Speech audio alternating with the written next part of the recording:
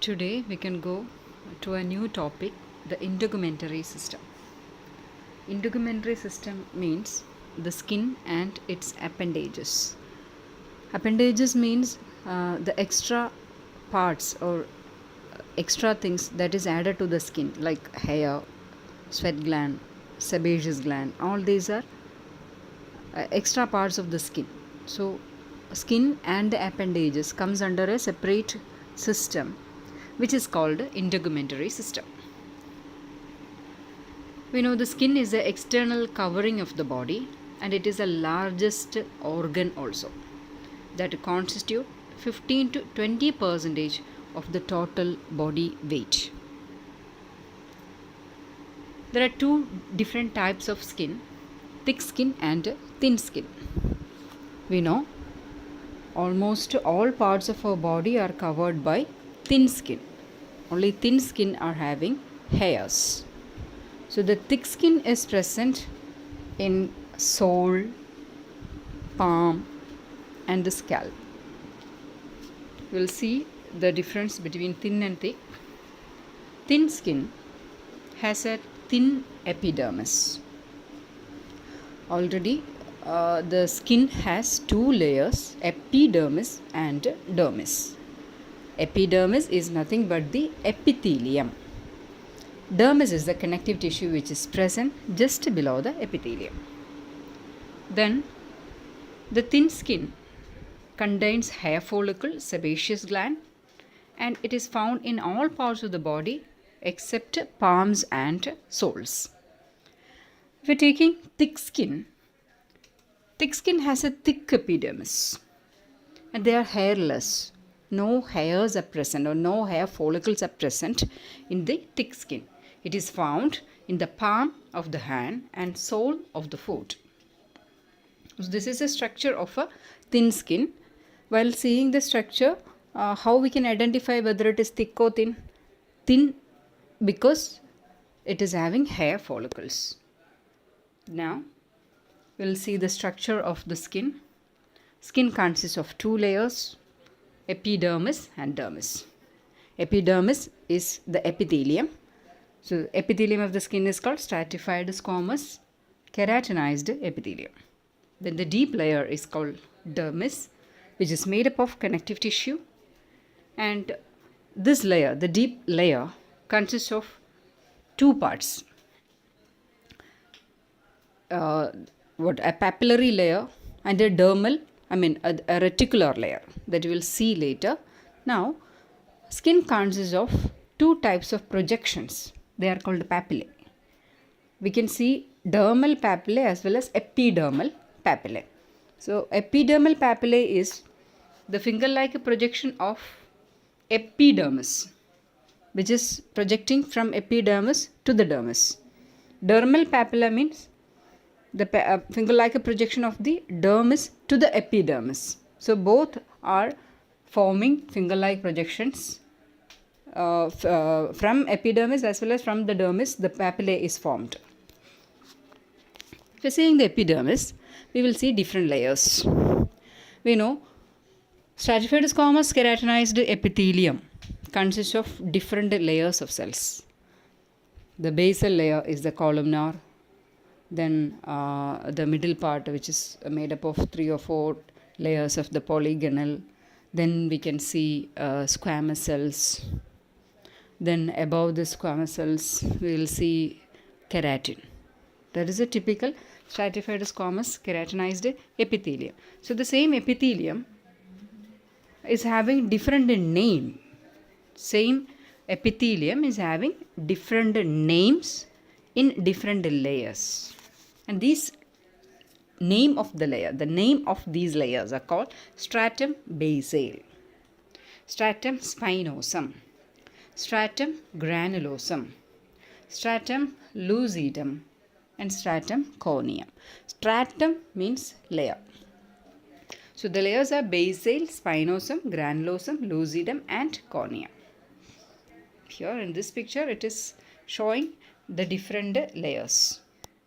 Stratum basale, stratum spinosum, granulosum, lucidum, and the topmost is a cornea.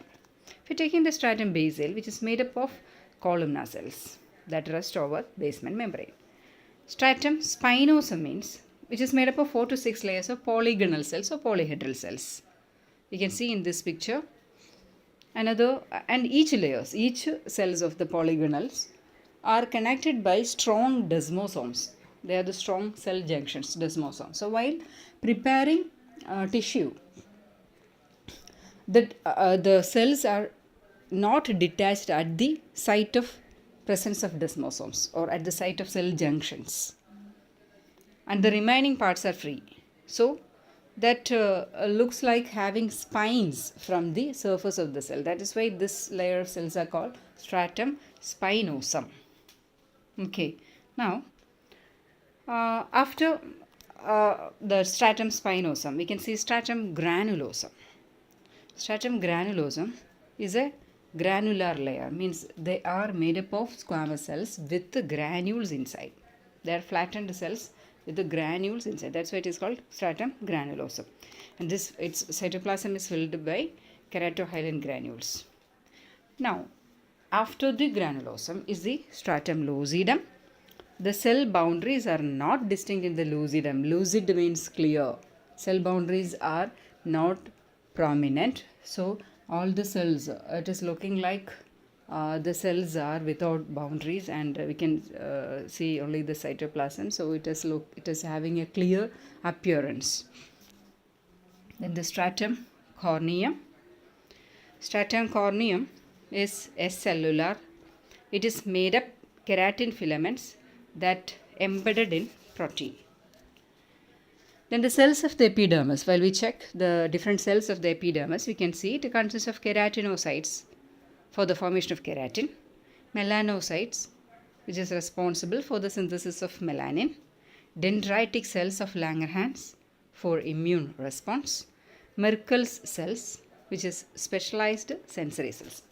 Merkel cells are sensory cells. Dendritic cells of Langerhans are cells which is responsible for the immune response. Then apart from these two, we have keratinocytes and melanocytes in the epidermal layer. Now we can move to the dermis. Dermis is made up of connective tissue and it is divided into two layers. Means dermis itself has two parts. First part is a papillary layer, which is a superficial layer of the dermis. It is more close to the epidermis. The part which is close to the epidermis is the papillary part of the dermis, and it is made up of dense connective tissue, more prominent in thick skin. This layer is more prominent in thick skin. Then the deep layer is called a reticular layer. It is the deep layer and it consists mainly thick bundles of collagen fibers and number of elastic fibers. So the reticular layer consists of collagen and elastic fibers. Now we will move to the nerve endings which is present in the skin. You know, skin is a sensory organ. It takes all the general sensations. So for receiving the general sensation, it should have some nerve endings. It should have some sense organs. And we will check out what are the nerve endings, or what are the sensory organs, sensory perceptives which is present in the skin. One is free nerve ending that occurs in epidermis and dermis. Free nerve ending is present in the epidermis and dermis. Then encapsulated nerve ending. Encapsulated nerve endings are the Pacinian corpuscles, mucinous corpuscles and Ruffini's endings. So different types of encapsulated nerve endings are there. One is Pacinian corpuscles. Pacinian corpuscles are helping for the reception of pressure change. Mucinous corpuscles and Ruffini's nerve endings. So these are the different nerve endings present in the skin, and these are helping for the perception of different kinds of sensation. Well, moving to the functions of the skin, we know it provides a mechanical protection to the underlying tissues. It prevents loss of water from the body. It is important sensory organ and it regulates the body temperature. This is a picture of skin showing a thick keratin which is given in the high pink color. Then below that you can see the different layers of the skin. the epidermis of the skin. Stratum basale, stratum spinosum, stratum granulosum, stratum lucidum, and cornea. We will see the difference between thick skin and thin skin. How to identify the thick from thin? Thin is having hair follicles. If hair follicles are present, that definitely is a thin skin. These are the differences between thick and thin skin. It has difference in epidermis and in layers, then hair, sebaceous gland and erector pilae muscles, sweat gland, sensory receptors. So before going to the erector pilae, I will explain you what is erector pilae. Erector pilae is a muscle which is present in the skin, which is helping for the contraction of the contraction of this erector pilae muscle is helping for the goose flush effect of the hair follicle. So it is seen attached with the hair follicles. Wherever hair follicles are there, erector pilae muscles will be there. So erector pilae will be present only in thin skin. Now let's see what are the differences between thick and thin.